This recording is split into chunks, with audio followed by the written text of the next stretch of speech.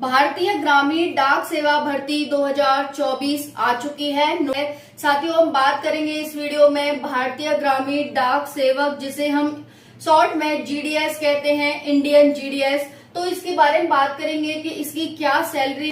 साथियों, हमें इसमें कोई भी एग्जाम नहीं देना है, कोई फिजिकल नहीं करना है, कोई भी हमें ऐसी तैयारी करने की जरूरत नहीं है।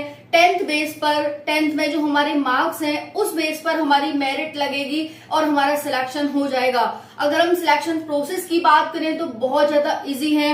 आपकी मेरिट लगेगी 10th में, फाइनली आप सिलेक्ट हो जाएंगे। सैलरी की बात करें तो बहुत अच्छी सैलरी है। बाकी साथियों, यहाँ पर एज, अप्लाई, क्वालिफिकेशन, सारी जानकारी आपको वीडियो मिलेगी। कट ऑफ कितनी जाती है इसकी, जो मेरिट लगती है, कितने पर मेरिट लगती है, किस किस का इस बार सिलेक्शन हो सकता है, तो हम बात करेंगे इस वीडियो में। साथियों, एंड तक बने रहिएगा।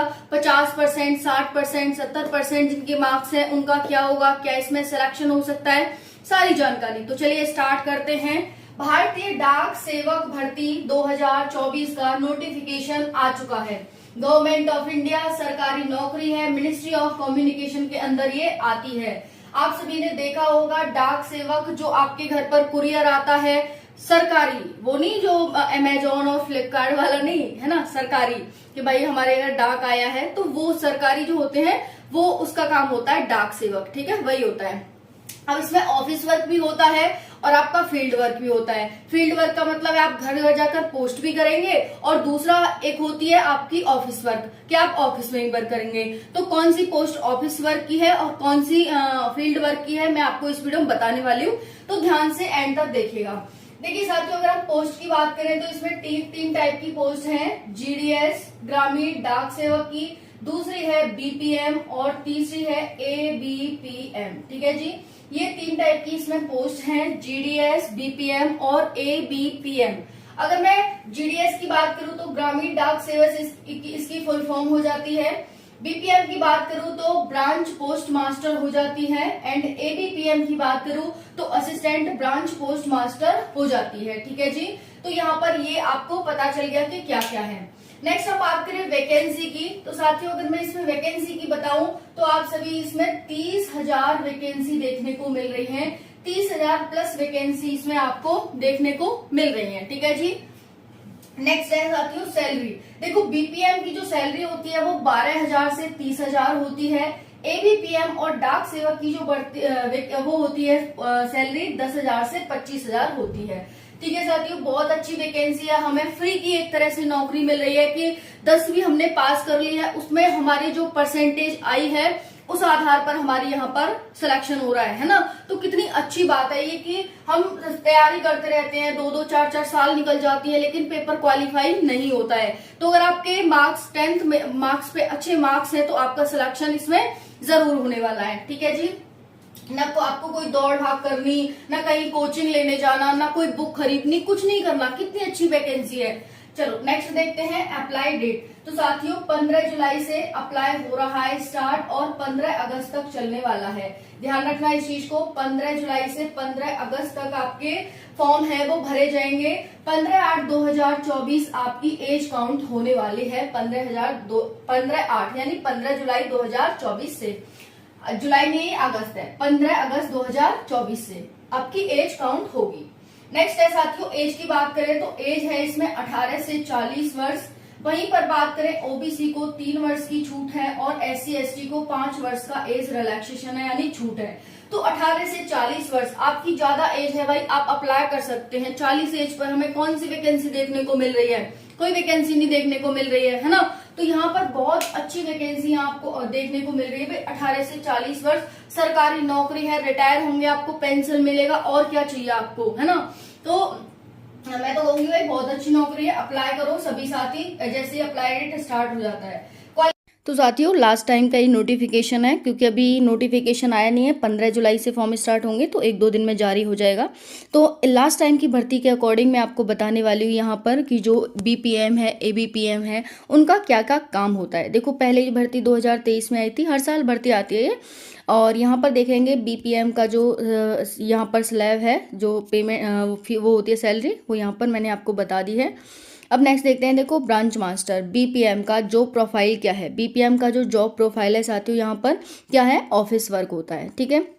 यहाँ पर आप देख सकते हैं day to day postal operation of branch post master and post office payment bank IPPB in the manner as prescribed by the department from time to time. Marketing and promotions of product, यानी product और उनका सबका promotion करना है आपको। और दूसरा है various services customer services centre और department in the single handed BO, यानी ओवरऑल कहा जाए तो आपको ऑफिस वर्क है, ऑफिस में रहकर ही वर्क करना होगा, ठीक है। ये तो बीपीएम का हो गया। अब हम बात करते हैं यहाँ पर असिस्टेंट पोस्ट मास्टर की, तो ABPM की।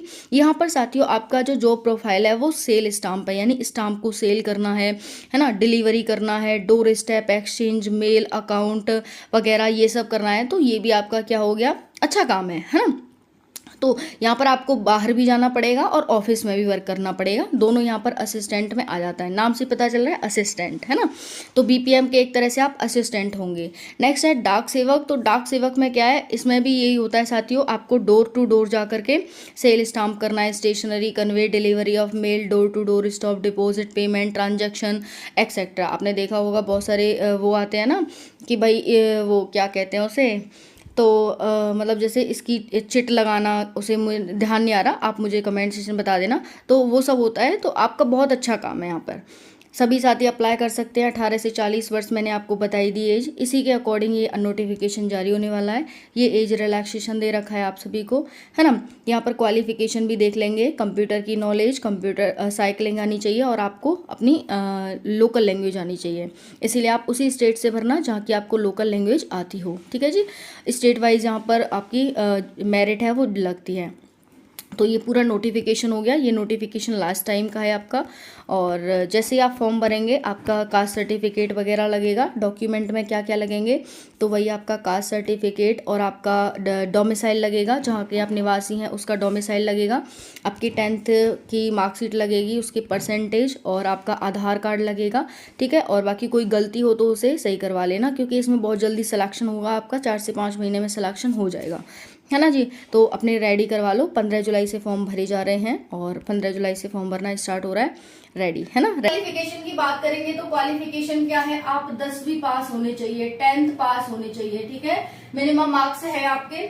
लेकिन साथ ही यहाँ पर मेरिट लगते हैं, तो मेरिट में बताऊंगी कि कितने परसेंट वालों का यहाँ पर सिलेक्शन होगा। तो 10th पास होने चाहिए, आपको लोकल लैंग्वेज आनी चाहिए, अपनी लोकल लैंग्वेज, है ना, LANGUAG लोकल लैंग्वेज आनी चाहिए। कंप्यूटर की आपको नॉलेज होनी चाहिए, कंप्यूटर की नॉलेज ऑफ कंप्यूटर। और नेक्स्ट है, एक और है इसमें कि आपको साइकिलिंग आनी चाहिए, है ना जी। तो आपको ये 4 चीजें आनी चाहिए, आप इसके लिए अप्लाई कर सकते हैं। अगर आपको ये 4 चीजें आती हैं, 10th पास है आप, लोकल लैंग्वेज आपको आती है, कंप्यूटर की नॉलेज है, साइकिलिंग आपको आती है, यानी साइकिल चलाना आता है। तो देखो इसमें 5-6 लिस्ट निकलती हैं, किसी का एक लिस्ट में नहीं होता तो दूसरी आएगी, दूसरी में नहीं होता तीसरी आएगी, तीसरी में नहीं होता चौथी आएगी। जल्दी जल्दी आपको 15 दिन बाद ही, जैसे अप्लाई खत्म हो जाएगा, लास्ट डेट अप्लाई हो जाएगी, उसके 1 महीने के अंदर ही लिस्ट आना स्टार्ट हो जाता है। 5 से 6 महीने का टोटल प्रोसेस है, 5 से 6 महीने में आपको सरकारी नौकरी मिल जाएगी, है ना। तो हम नेक्स्ट बात करें यहाँ पर वैकेंसीज की, तो साथियों स्टेट वाइज आपकी वैकेंसी जाती हैं। कैसे स्टेट वाइज वैकेंसी जाती हैं, जैसे हम बात करें उत्तर भारत के राज्यों की, तो आपकी जो उत्तर भारत के राज्य हैं, जैसे यूपी, बिहार हो गया, मध्य प्रदेश हो गया, राजस्थान हो गया, इनकी जो कट ऑफ है वो हाई जाती है। अगर मैं बात करूं यहाँ पर कट ऑफ कितनी होनी चाहिए उत्तर भारत के राज्यों की, तो साथियों यहाँ पर जो आपकी कट ऑफ है वो 90 होनी चाहिए, 90+ होनी चाहिए, तभी आपका यहाँ पर सिलेक्शन होगा। दूसरा है साथियों यहाँ पर, जैसे कि दक्षिण भारत के जो राज्य हैं उनकी कट ऑफ कितनी होनी चाहिए, तो यहाँ पर अगर आपकी 80 के अबव है या 80 के आसपास है तो चल जाएगा। उत्तर भारत में 90 के आसपास, 80 के आसपास। वहीं पर हम बात करें उत्तर पूर्व की, तो यहाँ पर उत्तर पूर्व के जो राज्य हैं इनकी कट ऑफ लगभग 70 के आसपास होनी चाहिए। और बात करें जम्मू कश्मीर वगैरह की, तो यहाँ पर आपकी जो कट ऑफ है जम्मू कश्मीर और हिमाचल प्रदेश वगैरह में, यहाँ पर आपकी कट ऑफ 60 के आसपास होगी, तो आपका सिलेक्शन हो जाएगा। तो इस तरह से 60 से 90 या 100 के बीच जिसके भी मार्क्स हैं, भाई इसमें जरूर अप्लाई करना। और मैं तो कह रही हूँ भाई 50% वाले बच्चे भी इसमें अप्लाई करना, कुछ नहीं पता क्या हो जाए कब, है ना। तो कंपटीशन है, फीस 100 रुपए है, ज्यादा फीस है नहीं कि भाई हमारा बहुत ज्यादा नुकसान हो जाएगा अगर नंबर नहीं आया तो।